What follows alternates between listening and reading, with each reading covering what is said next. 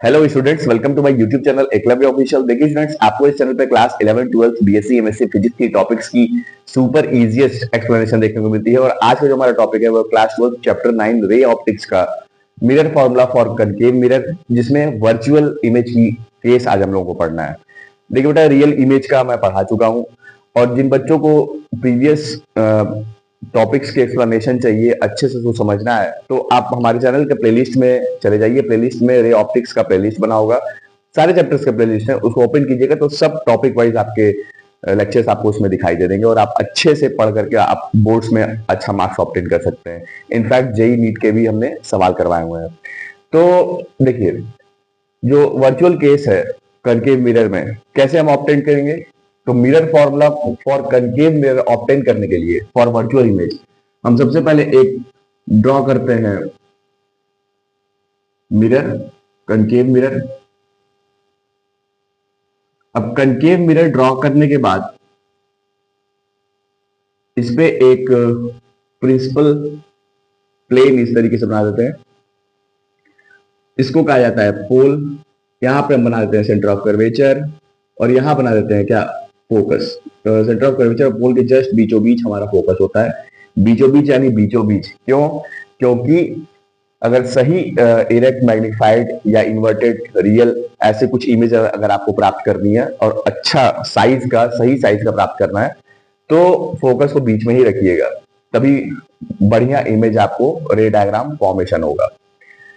तो यहाँ पे सबसे पहले देखिए, ध्यान से समझिए कि जो वर्चुअल इमेज का केस होता है, वर्चुअल इमेज कैसे ऑब्टेन होती है? जब भी ऑब्जेक्ट को हम फोकस और पोल के बीच में रखते हैं तो ही हमें वर्चुअल इमेज फॉर्मेशन होते हुए दिखाई देती है इस मिरर के पीछे। ठीक है, तो वर्चुअल और रियल इमेज में क्या अंतर है? देखिए, रियल इमेज को आप स्क्रीन पे ऑब्टेन कर सकते हैं, लेकिन वर्चुअल इमेज को आप स्क्रीन पे ऑब्टेन नहीं कर सकते। हाँ, आपको दिखाई जरूर देगी इमेज, बट वो स्क्रीन पे ऑब्टेन नहीं कर सकते आप। ठीक है, मिरर के पीछे दिखाई देगी वर्चुअल इमेज। ठीक है ना? तो वर्चुअल इमेज को ऑब्टेन करने के लिए फोकस और पोल के बीच में एक ऑब्जेक्ट हम यहां रखते हैं। अब ये ऑब्जेक्ट को रखने के बाद सबसे पहली लाइट हम यहां से फॉल कराते हैं। तो जैसे ही फर्स्ट लाइट, पहली लाइट हम फॉल कराएंगे कनकेव मिरर के ऊपर, यहां से ये रिफ्लेक्ट होगी, और रिफ्लेक्ट होने के बाद फोकस से पास होते हुए अपीयर होगी। हमेशा लाइट फोकस से पास होते हुए अपीयर होती है वर्चुअल इमेज के केस में। तो फोकस से ये पास हो जाएगी इस तरीके से। ठीक है, दूसरी रे हम फॉल कराते हैं जो सेंटर ऑफ कर्वेचर से पास होते हुए दिखाई देगी। तो सेंटर ऑफ कर्वेचर से हम पास होते हुए इस लाइट रे को दिखाएंगे। तो सेंटर ऑफ कर्वेचर से पास होने का मतलब क्या हुआ? कैसे पढ़ रही होगी कि ये सेंटर ऑफ कर्वेचर से पास कर रही है? तो ये सेंटर ऑफ कर्वेचर से पास तब कर रही है, सबसे पहले लाइट रे हमने यहां से फॉल कराया, यहां से लाइट रे पहले इधर गई सीधे, यहां से टकराई, फिर ये रिट्रेस बैक हो जाएगी सेंटर ऑफ कर्वेचर से, इस तरीके से आएगी। तो ये जो दोनों लाइट रे है, ये लाइट रे है, ये लाइट रे है, वो लाइट रे कहीं यहां पे आगे की तरफ जाकर के मीटअप करेगी, इधर इंटरसेक्ट करेगी।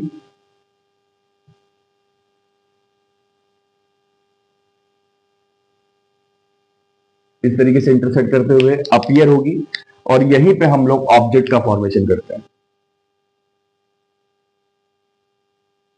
इसको हमने अगर ए बी नाम दे दिया है, तो इसको हमने ऑब्जेक्ट को, तो ये इमेज हमारा ए डैश बी डैश हो जाएगा।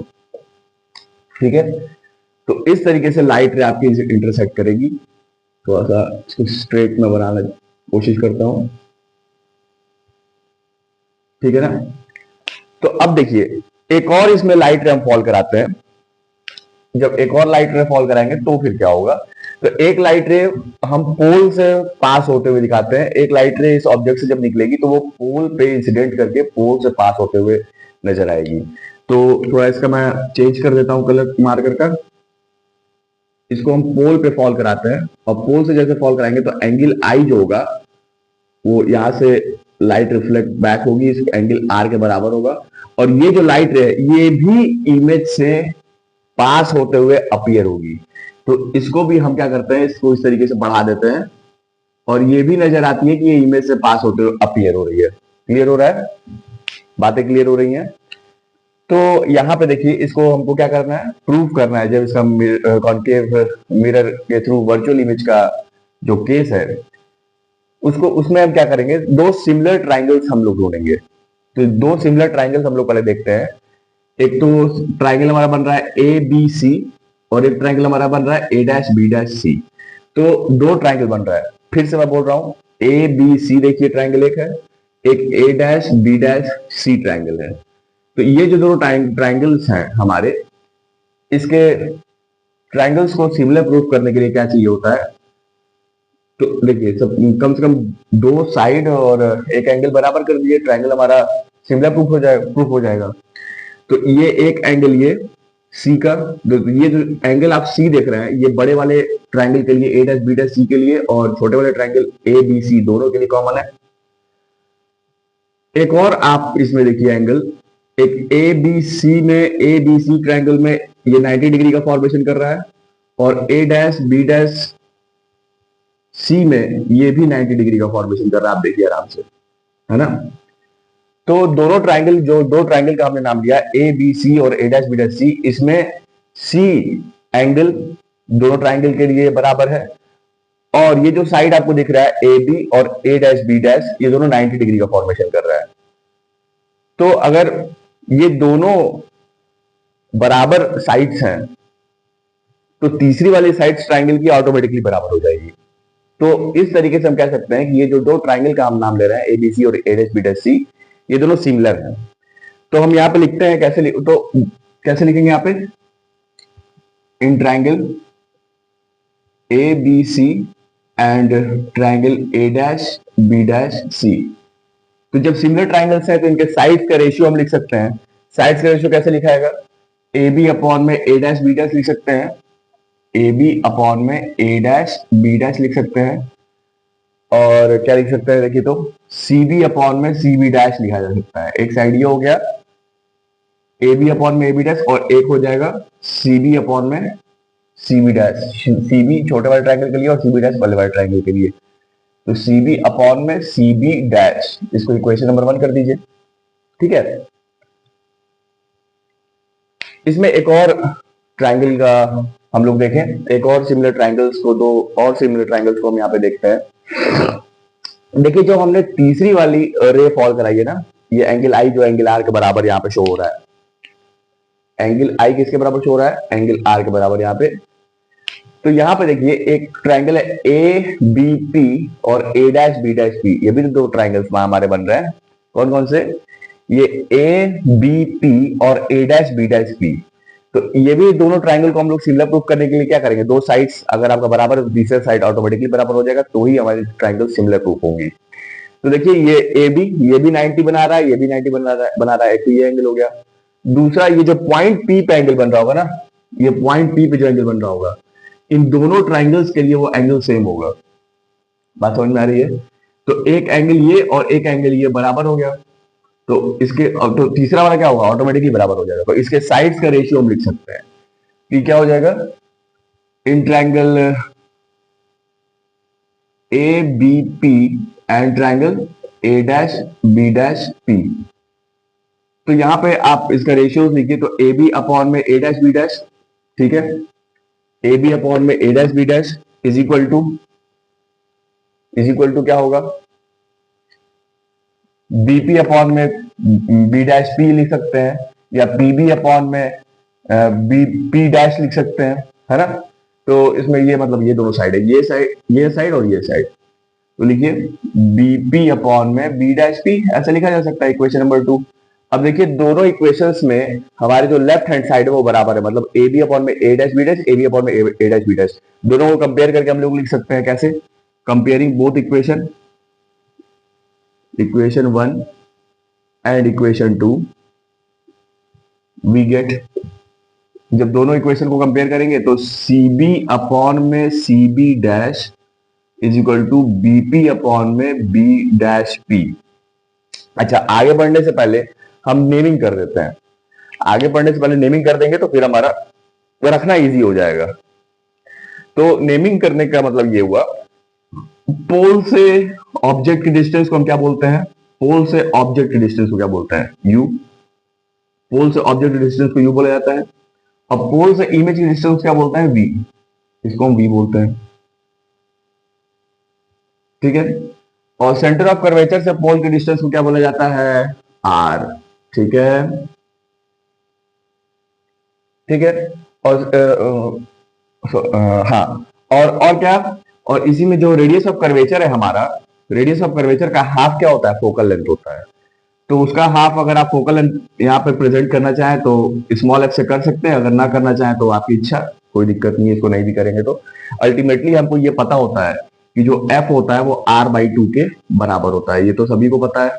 लास्ट क्लास में मैंने बताया था कि रेडियस ऑफ कर्वेचर का जो हाफ होगा वो फोकल लेंथ को बताता है। तो आगे बढ़ने से पहले हमने ये इसलिए बताया कि जो भी हमारे डिस्टेंसेस है ना, वो पोल से मेजर होते हैं। जो भी मिरर फॉर्मूला बनाने के केस में जो भी डिस्टेंसेस हम मेजर करते हैं वो पोल से मेजर करते हैं, और जब भी हम पोल से मेजर करेंगे तो इन डिस्टेंसेस को भी हमको पोल से ही लिखना पड़ेगा। पोल क्या हमारा P आ रहा है पोल पे, तो देखिए BP और BP डैश, यहाँ पे तो पोल का कंपोनेंट आ रहा है क्योंकि P है पोल, तो यहाँ पे भी P आ रहा है, यहाँ पे भी P आ रहा है, तो BP ले लीजिए चाहे B'P ले लीजिए, ये पोल से ही डिस्टेंस को बता रहा है, तो इसमें कोई परेशानी नहीं है। परेशानी इसमें है, यहाँ पे कहीं P नहीं आ रहा है, मतलब ये पोल से डिस्टेंस नहीं है। मतलब CV देखिए, CV क्या पोल से डिस्टेंस है, नहीं। क्या CV डैश पोल से डिस्टेंस है, नहीं। तो इसको कन्वर्ट करके लिखना पड़ेगा, तो इसको हम कन्वर्ट करते हैं। CV को क्या लिख सकते हैं, CV को हम क्या लिख सकते हैं, ये CV का डिस्टेंस हमको फाइंड आउट करना है, तो हम कर सकते हैं, अगर CP में से BP को घटा दिया जाए, इसको CP में से BP चाहे PB को घटा दिया जाए, ये पूरा CP में से इतना रिमूव कर दिया जाए तो इतना बच जाएगा, है ना। तो ये देखिए CP में से माइनस BP रिमूव कर दिया जाए अपॉन में CB डैश कैसे निकलेगा, तो CB डैश तो ये पूरा लेंथ है ना, तो इसको जोड़ देते हैं, है ना, इसको जोड़ देते हैं कैसे, CP प्लस PB डैश, ये पूरा CB आ जाएगा, है ना, उसमें P भी आ गया, पोल भी आ गया, CP plus PB dash, CP plus PB dash हो गया, ये इज इक्वल टू आपका BP अपॉन में B डैश P। अब ये हमने डिस्टेंसेस पोल से लिख लिए। अब इसको हम पुट अप करते हैं, जो भी कंपोनेंट्स, जो भी डिस्टेंसेस हैं U, V, F, इसको पुट किया जाए। तो पुट करने से पहले हम साइन कन्वेंशन को ध्यान में रखते हैं। साइन कन्वेंशन को ध्यान में रखना बहुत जरूरी है, और साइन कन्वेंशन को मैं बहुत अच्छे से समझाया हूं फर्स्ट लेक्चर में। अगर वो आपने वीडियो नहीं देखा है तो देख सकते हैं, उसका लिंक मैं डिस्क्रिप्शन में दे दूंगा, देख लीजिएगा, या फिर प्लेलिस्ट में जाके देख सकते हैं। तो साइन कन्वेंशन मैं यहाँ पे फिर से बताता हूँ कि अपने आप को पोल पे खड़ा कर लेना है, ठीक है। हम यहाँ पे पोल पे खड़े हो जाएंगे, अपने आप को ही करना है, जो बच्चा पढ़ा हुआ ये बच्चा अपने आप को खड़ा कर ले। तो यहाँ पे खड़ा होने के बाद अगर हम रे ऑफ लाइट जो इंसिडेंट कर रही है उसके अगर अपोजिट डायरेक्शन में जा रहे हैं, मतलब रे ऐसे आ रही है और हम ऐसे जा रहे हैं, तो हमेशा जो साइन कन्वेंशन होती है वो निगेटिव होती है, ठीक है। और अगर रे ऑफ लाइट ऐसे फॉल कर रही है और हमको उसी डायरेक्शन में जाकर के साइन कन्वेंशन देखना है, तो हमेशा वो साइन कन्वेंशन पॉजिटिव होता है। यानी पोल के अगर इस साइड जाएंगे तो हमेशा साइन कन्वेंशन पॉजिटिव, पोल के अगर इस साइड जाएंगे तो हमेशा साइन कन्वेंशन क्या होता है, निगेटिव होता है। तो यहाँ पे अपने आप को खड़ा कर लीजिए इस तरीके से, ठीक है। मान लीजिए यहाँ पे खड़े हो गए आप। अब खड़े होने के बाद हमें क्या पहले देखना है, किसका डिस्टेंस देखना है। तो डिस्टेंस यहाँ पे देखिए CP का और BP का देखना। तो CP क्या है हमारा, देखिए तो CP हमारा ये है, ठीक है। तो CP क्या है हमारा देखिए R है डिस्टेंस, है ना। तो इस डिस्टेंस को मेजर करने के लिए आपको पोल के इधर जाना पड़ेगा, तो निगेटिव लेना पड़ेगा। तो यहीं पे मैं लिखता हूं CP हमारा R निगेटिव में हो जाएगा, क्योंकि जब हम पोल के इधर जाएंगे तो निगेटिव लेना है, देखिए यहाँ पे लिखा हुआ है। और BP अगर लेंगे, देखिए BP कितना है, ये BP हमारा, BP का डिस्टेंस क्या है, ये ऑब्जेक्ट से पोल का डिस्टेंस है जिसको हम U कह रहे हैं, है ना। तो BP का जो डिस्टेंस है U है, और हम पोल के इधर जाके करके मेजर करेंगे डिस्टेंस को, तो ये -U हो जाएगा। तो माइनस पहले से है, ये -U हो जाएगा अपॉन में CP। देखिए तो CP का डिस्टेंस ये है, CP का डिस्टेंस क्या अगेन R है, वो भी हमको इधर ही जाकर के लेना पड़ेगा, तो माइनस में R हो जाएगा, फिर प्लस है यहाँ पे, और PV डैश कितना, आप देखिए PV डैश ये इमेज से पोल से इमेज का डिस्टेंस है, तो इसको हम V कर रहे हैं, और हम अब क्या कर रहे हैं, पोल के इस डायरेक्शन में जा रहे हैं। तो जब भी लाइट रे के डायरेक्शन में हम जाएंगे तो वो हमेशा साइन कन्वेंशन में पॉजिटिव लेना है, तो वो पॉजिटिव हो जाएगा v is equal to BP की वैल्यू देखिए, देखिए बीपी की वैल्यू क्या है, बीपी हमारा अगेन यू है, वो भी इसी डायरेक्शन में आकर लेना पड़ेगा, तो यू हमारा माइनस हो जाएगा अपॉन में बी डैश पी। अब देखिए ये बी डैश पी क्या है, पोल से उसी डायरेक्शन में जाना है जिस डायरेक्शन में लाइट इंसिडेंट कर रही है, तो हमेशा हम आगे जाएंगे, इस साइड ऐसे जा रहा है, इस साइड जाकर के डिस्टेंस मेजर कर रहे हैं, तो यहाँ पे जो साइन कन्वेंशन होगा वो पॉजिटिव हो जाएगा, ये भी हो जाएगा। अब इसका हम क्रॉस मल्टीप्लीकेशन कर देते हैं, तो जब क्रॉस मल्टीप्लीकेशन करेंगे उसके पहले हम माइनस माइनस इसको प्लस कर देते हैं, तो minus r plus u upon में minus r plus v is equal to minus u upon में वी को इधर भेज देते हैं, यू को इधर भेज देते हैं, तो इसको इधर मल्टीप्लाई कीजिए, minus V are plus V U is equal to, इसका इसमें मल्टीप्लीकेशन होगा, तो देखिए निगेटिव के साथ है ना यहाँ पे, तो एक काम करते हैं, ये माइनस यू को हम बाहर इस तरीके से कर देते हैं, माइनस आर प्लस वी, अब करिए तो थोड़ा आसान हो जाएगा, minus V are plus V U is equal to, minus U अंदर जाएगा तो यू आर हो जाएगा, माइनस आर प्लस, और ये इसको जाके माइनस कर देगा, तो माइनस यू वी इस तरीके से होगा। तो अब देखिए ये यूवी प्लस में, ये यूवी माइनस में, इसको इधर भेज देते हैं, इसको इधर भेज देते हैं, तो इसको आप नोट डाउन कर लीजिए, मैं रब करूंगा कि यहां पे मैं कर देता हूं इस साइड में,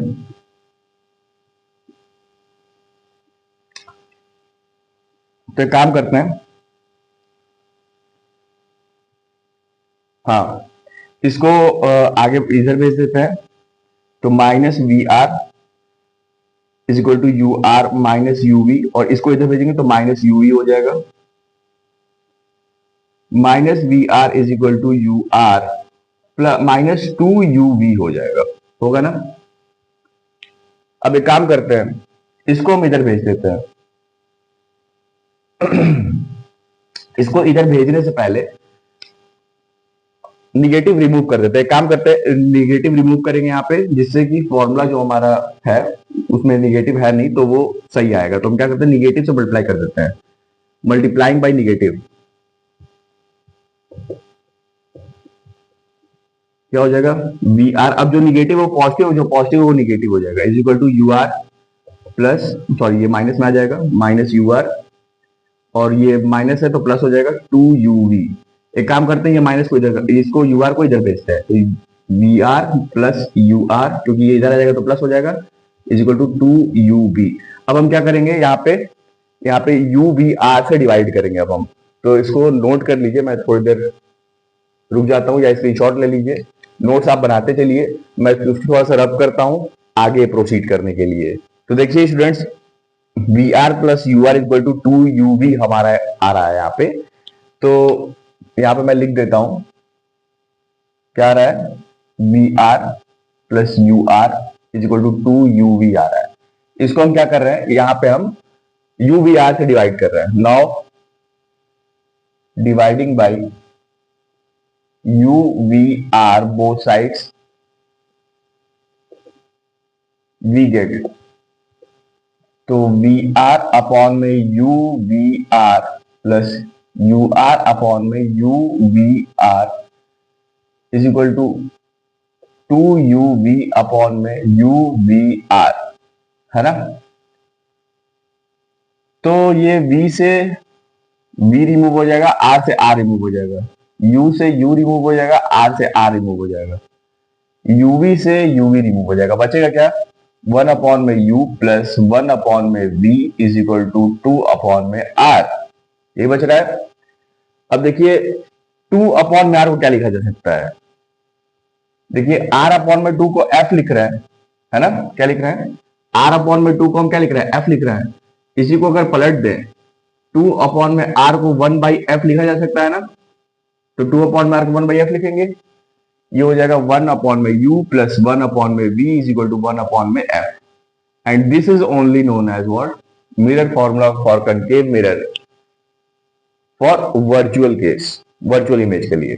तो देखिए मिरर फॉर्मूला तो हर केस में सेम ही आएगा, रियल में भी हम आप देख रहे थे one upon b u plus one upon b is equal to one upon f आ रहा था, बट जो रे डायग्राम है हमारा, जो इमेज का फॉर्मेशन है हमारा, वो बदला हुआ रहेगा। तो कैसे बदला हुआ रहेगा पहले ये समझिए। अगर हम रियल की केस की बात कर रहे हैं तो वहां पे जो इमेज ऑब्टेन होगा वो स्क्रीन पे होगा, है ना। जब भी रियल ऑब्जेक्ट से इमेज का फॉर्मेशन होता है तो वो इन्वर्टेड होता है, डिमिनिश्ड होता है यानी छोटा होता है। लेकिन जब भी अगर हम वर्चुअल की केस की बात करते हैं तो यहां पर जो हमारा वर्चुअल केस का जो ऑब्जेक्ट है उसका जब इमेज फॉर्मेशन होता है तो वो मैग्नीफाइड होता है, इरेक्ट होता है यानी सीधा होता है, और उसी डायरेक्शन में होता है जिस डायरेक्शन में वर्चुअल इमेज का ऑब्जेक्ट था। मतलब ये इन्वर्टेड नहीं होता है, ये इरेक्ट होता है, एकदम सीधा आएगा, बड़ा आएगा।